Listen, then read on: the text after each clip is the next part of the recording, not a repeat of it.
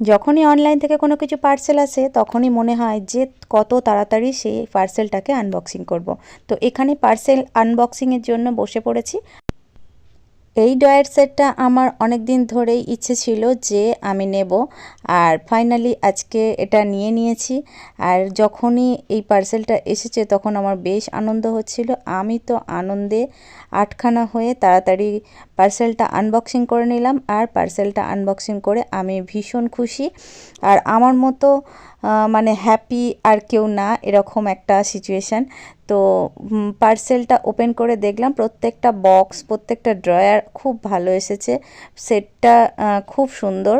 আর প্রত্যেকটা জিনিস যখন সেট আপটা করা হচ্ছে, ড্রয়ারটা সেট আপ করা হচ্ছে, সেট আপটা আমি নিজে হাতেই করলাম। প্রথমে ভাবছিলাম কেমন করে কি করব, সেটা নিয়ে মনে হয় সমস্যা হবে, তারপরে দেখলাম এটা ভীষণই ইজি। তাই তাড়াতাড়ি করে এটা আস্তে আস্তে চেষ্টা করলাম যে কিভাবে ড্রয়ারটা সেট আপ করা যায়। তো সেট আপ করার জন্য এই যে প্রত্যেকটা জিনিস একটা একটা করে সুন্দর করে লাগিয়ে নেওয়ার পরে বেশ সুন্দর দেখতে লাগছে।